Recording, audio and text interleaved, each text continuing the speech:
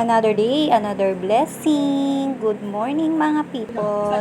Ayan nga pala, kitang-kita nyo naman umagang-umaga. Nagbabanding agad yung mag-ama ko na si Mark Nathaniel at ang aking asawa. At ito nga pala, habang naglalaro sila, yung baby ko, dumidede siya niya dahil gutom na, nabitin sa almusal niya.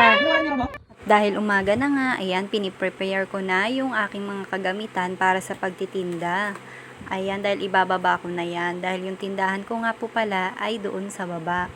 Pagkatapos nga po pala noon, ay ito, meron nga pala akong na-receive na order. Pangalawang beses na order na nga niya po pala ito. Kaya natutuwa po ako kasi nagustuhan niya po yung item na ibinigay ko sa kanya. Kasi sabi ko nga po pala, ang quality nito ay napakaganda pero mura.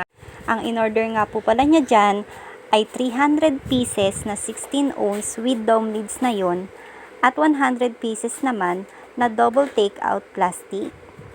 Kaya po pala kung may order din po kayo at meron din po kayo negosyo na katulad ng ganito, ay pwede po kayong umorder sa akin. PM lang po kayo or visit nyo lang po yung page na Sweets ni Jewel.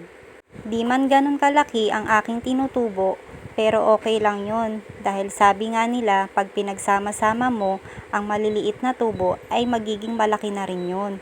At ayan nga po pala, na-ready ko na. Ihahatid ko nga po pala yan doon kami magkikita sa Bamboo Organ Church. Kasi yun po yung nasabi kong meet up namin. Kaya nga po nagmamadali ako dyan kasi ayokong mag-antay si customer. Kaso parang medyo na-late nga po ako dyan ng kaunti. Kasi ang daming mga inuna ko muna pong displayan yung aking milkshake. Meron din po pala akong tindang waffle. Sa buhay talaga natin ngayon, kailangan dalawa ang pinagkakakitaan mo o mas higit pa.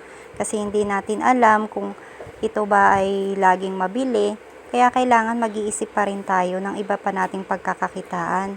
Lalo kung meron na tayong pamilya, hindi sasapat ang minimum na kitaan natin. Kaya sa mga nanay natin dyan na kung kaya naman kumita, ay gawin natin para makatulong tayo sa ating mga asawa. Kasi hindi natin alam kung gaano kahirap yung buhay ngayon.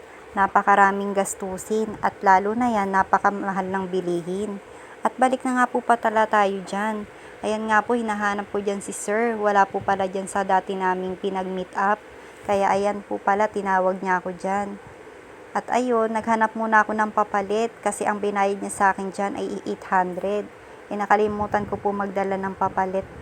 5 pesos lang naman po yung sukli niya. At ayan, sabi ko nga, Sir, eto na po. Thank you po sa pagbili. Salamat. God bless.